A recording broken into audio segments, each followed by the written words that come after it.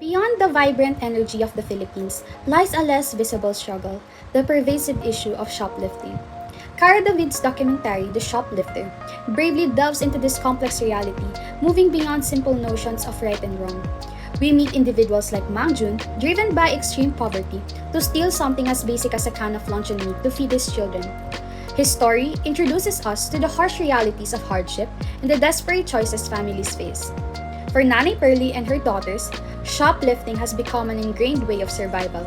Their situation highlights how deeply ingrained this issue can become when earning a living is a constant battle. The documentary also sheds light on individuals like Sally, who targets more valuable items, and Eileen Ida, who orchestrates these illegal operations. This reveals the multifaceted nature of shoplifting, extending beyond basic needs. The shoplifter doesn't shy away from the challenges faced by the law enforcement in addressing this issue.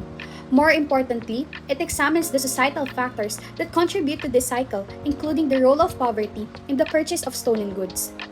This documentary forces us to confront uncomfortable ethical questions. Is it ever justifiable to steal when facing extreme hunger? Is it always wrong, even when survival is at stake? The blurred lines between survival and criminality in the Philippines demand a deeper understanding of the human cost of poverty. We chose this documentary to analyze and see how do these media outlets treat these vulnerable people, and how do they use their knowledge to make documentaries and articles about them to inform other people of the reality they are facing. Hello, and we're talking about for the Cara David's documentation of shoplifters. The shoplifter documentary by Cara David tries to refrain from involving many tricky ethical decisions about how they show vulnerable people and sensitive topics responsibly. And one of the most immediate ethical considerations stems from the decisions to feature individuals directly involved in illegal activities. By giving a platform to shoplifters, like Mang Juan, who is driven by growing of hunger of the children, or Sally, who is entrenched in an organized theft, the documentary inevitably raises questions about the media's role in amplifying voices that are engaged in crime.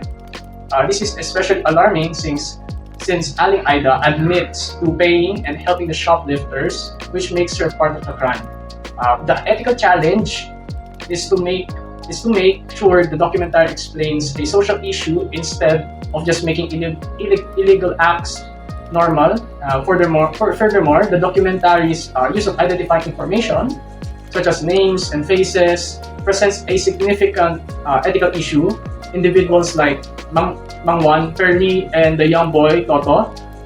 The act of visually identifying them in the documentary carries substantial risk for people people who are breaking the law, and being publicly identified could lead to legal trouble, like being rejected by their community or even physical harm. While it's important for journalism to tell the truth and provide context, this needs to be balanced against the potential harm to the people and to the people who are involved in the documentary. This is even complicated with Toto, a 12-year-old shoplifter, interviewing a child involved in crime needs to be handled carefully, considering the minors and guardians' consent, the risk of being exploited, and the long-term effect for their family of their life in their family. The journalists of documentaries would have to deal with difficult questions about parental permissions, whether the child understood what was happening, and the chance of further labeling the child negatively. In addition, that the documentary crew even attempted to find the house of a shoplifter. This poses a threat to their privacy, or since searching for someone's house or someone's home address and potentially revealing their identity violates their rights to privacy. It exposes them to harm and can lead to intrusion. When documentaries tell real-life stories, especially about vulnerable people, journalists have a big responsibility. They need to be careful and be respectful. For example, in the Shoplifter documentary by Cara David, they hid the faces of the people involved. This was a crucial ethical choice to keep them safe from legal trouble or harm. The documentary also aimed to show why people shoplift, often because of poverty. But even when trying to explain things, journalists must be careful not to accidentally give others ideas about how to break the law. Importantly, the documentary didn't just focus on the shoplifter. It also showed the perspective of security guards, giving a more balanced view of the issue. Ultimately, making ethical documentaries is about finding a balance. Journalists have a duty to inform the public, but they also have a duty to protect the people in their stories and treat them with dignity. This means looking at all sides of the story fairly and making sure their reporting is trustworthy. That's what makes a good and responsible journalism. The documentary focused not just on the crime of shoplifting but on the human stories behind it. For example, Mang Jun is portrayed as a shoplifter driven by the extreme poverty, not as a criminal but as someone struggling to survive. This approach avoids dehumanizing him and instead helps the audience understand the social reasons behind his actions. Showing both sides also showed that the documentary maintains a balanced narrative. Moreover, there are effects from these ethical considerations, started with having empathy and a good understanding of the situation. With the help of Cara David's reporting in the documentary, she fosters the audience empathy. Lastly, it showed a huge impact on viewers and on the society itself that instead of seeing just the wrongdoings of other people, there are ethical considerations to prompt in order for them to think more about societal reform. The use of ethical considerations for the documentation by Cara David about the issues of shoplifting that happened in Manila in 2007 provided proper cooperation between the two parties, which provided our interview confidentiality, ensuring the fairness and comfort of sharing valuable pieces of information, especially how confidential and personal the questions were. The use of visual anonymization or the covering of face, aliases, indoor interviews, and private interviews are any modes of confidentiality to provide comfort, which enables smooth communication and transparency of conversation about their methods of shoplifting and how they were organized as a syndicate.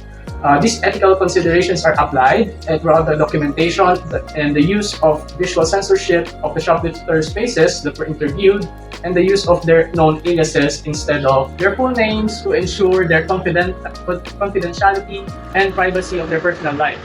Additionally, the interview of Sally and Lupin were conducted inside the van with only Cara David and the cameraman, which applies the indoor interview or private interview the same as applied for Toto and Aling Aida. The story about the suspected shoplifters Mang Jun, Nanay Pearly, Sally, and Tess went beyond reporting the act of shoplifting itself. It revealed their nicknames, full names, and images, thus subjecting them publicly to impossible judgment and long-standing social stigma. This intrusion into their privacy will likely trigger intense, emotional responses from viewers and attract significant public attention. Since personal and human interest stories tend to strike a deeper chord with audiences, the report was lacking in balance and failed to provide adequate background or context that could help viewers understand the larger social or economic forces behind the situation. Rather, it emphasized the testimonies of the accused individuals, their hardships, or alleged misdeeds without incorporating views of capable experts such as workers, lawyers, or officials from human rights organizations. This style carries a propensity for sensational reporting and dramatic presentation at the expense of objective and fair reporting. Therefore, it can work to foster misconceptions by the public on the causes and circumstances of shoplifting, leading to unjustified judgment or prejudice. The Philippine Center for Investigate Journalism or PCIJ has said that such bias reporting has the tendency to promote public apathy or misguided blame, taking focus away from structural issues and keeping real talk of possible solutions or reforms out of the picture.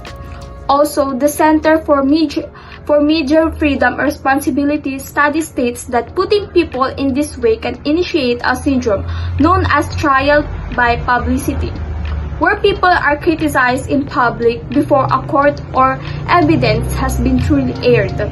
This has the capability of being extremely harmful, compromising the ideals of justice and impartiality, and also the reputation and lives of participants well before an actual formal verdict is delivered.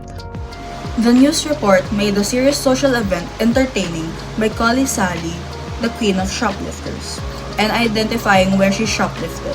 By doing so, it stripped away the human dignity of the culprits and helped to solidify negative biases against poor inner-city communities. Instead of a sympathetic or wise perspective, the report risked making crime go mainstream or be insensitive to what poverty looks like to the public. Additionally, the report neglected respect for certain ethical values of utmost importance in ethical journalism, such as respect for people's privacy, portrayal of balance, and fairness in reporting, and refraining from sensationalized approach that stage or manipulate truth. The consequences of such ethics offenses were far-reaching, causing harm to the well-being and images of the respective subjects and public opinion adversely. Proper and responsible ethical reporting is to inform the public appropriately, uphold human dignity, and advance understanding and tolerance rather than issuing judgments or stereotypes predisposed to increasing social differences. Yes, the Shoplifter documentary by Cara Delevingne can be considered ethical to a significant extent, but not entirely free from ethical flaws. The documentary thoughtfully highlighted the complex human stories behind shoplifting, shedding light on how poverty, family responsibilities, and survival drive people to commit petty crimes. It showed compassion and empathy, especially by using aliases, blurring faces, and conducting private interviews to protect the identities of vulnerable individuals, particularly minors like Toto. It also presented a balanced view by including the perspectives of security personnel and the consequences of theft on businesses.